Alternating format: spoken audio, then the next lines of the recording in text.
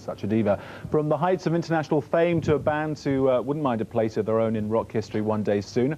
After a decade, I can't believe it, spent sending out demos and playing some of the smaller venues around, there are signs of success for My Drug Hell. They've had a #5 in the indie charts and received the acclaimed Single of the Week status on Radio 1's evening session show. We'll speak with lead singer Tim Briffa shortly. But first, this is My Drug Hell and Girl at the Bus Stop. Girl at the bus stop, talking French.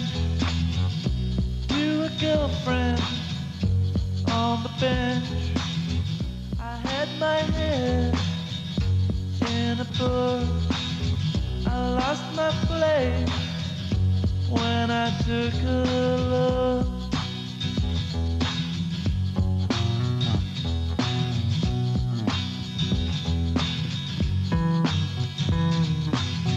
Girl at the bus stop, I wished for once that the bus would never come.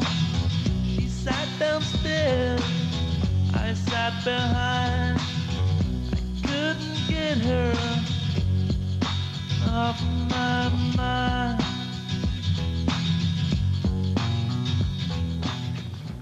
Now, Tim, more of that coming up in our play out, of course, later in the programme. You didn't just come in for 30 seconds of your video to be played. I'd just like to say that. My Drug Hell, you're not going to be on the front page of Smash Hits, are you, with a name like that? We might be. You never know. They could go down that road. I'd like to go down that road.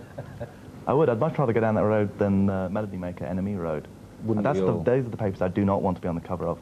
Why? Really. They're useless. They're not very good at their jobs. What do you think their job should be, as opposed to something like Smash Hits? Looking for bands who are good and not just gay dad. They seem to be kind of obsessed with that at the moment. Do you think it's the name, or was it the music with that band? It's the name and the campaign.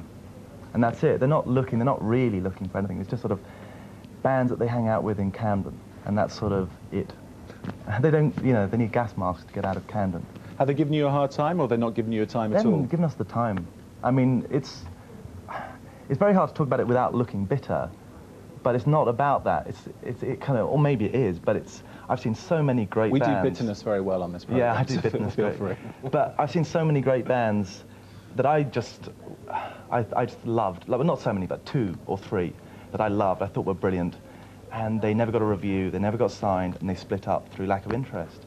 And we've kept going for 10 years because we just couldn't give up, because we knew we had a ton of songs.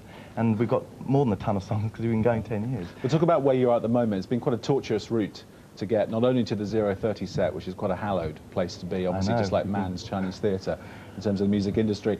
But the death of your grandmother, oh, that was very thanks helpful. to her, but can you just explain how that tortuous route has been going? Well, oh God, it's such a long story, but I mean, basically, we got offered about 2 minutes deal. first. Okay, we got offered it. I got a letter in the post from America, from a company in America, saying we heard a single we'd put out ourselves, and he said it's the most heartfelt song he'd ever heard, and he said, I want you to do an album for the label, but we haven't got any money, and then my grandmother died and left me 2,000 quid. So within about 2 weeks, we're in the studio starting on our album. So thanks to her. Bless her. Timely death. Bless her. Let's talk about, as I say, you're big in America and big in Australia at the moment, aren't you? I mean, you're doing successful there as opposed to perhaps your status here in this country. Yeah. Would that be a correct assumption to make? Yeah, I mean, we're not totally unsuccessful here. I'd like to think we've got sort of some sort of basis. I mean, we've had a song on a beer ad and all that, much to our shame, and in the States as well. And yeah, I mean, it's sort of, you know, got a cult sort of thing going, and it's building up all the time at the moment. So, but it's mostly been the States and Australia at the moment. I mean, you're big in the college chart, aren't you? Can you just explain how that actually works? Because we don't really have that, do we?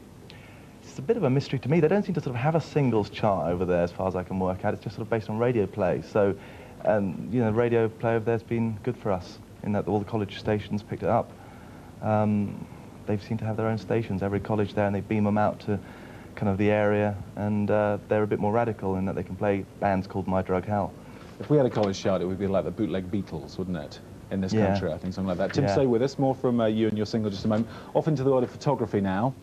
As you do, a nice segue. Perhaps the most important fashion photographer this century, David Bailey, has held a major retrospective of his early work at the Barbican in London.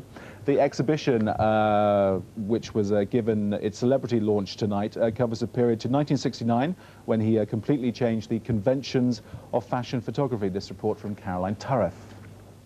Tim, there's the thing all about image. Is it something you sit around in your loft, probably wherever you live, and discuss the image of my drug hell?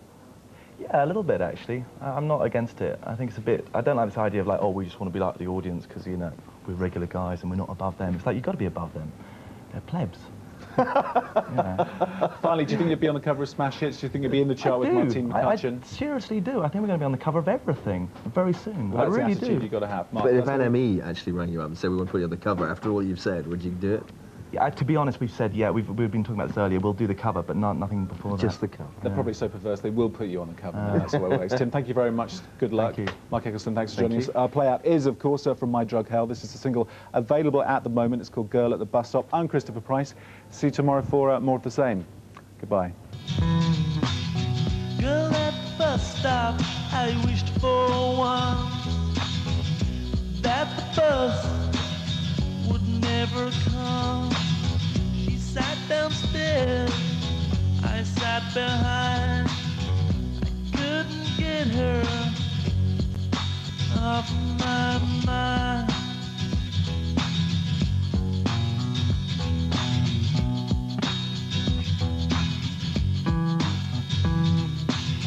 Girl at the bus stop, I could not believe when she got up, same stop as me.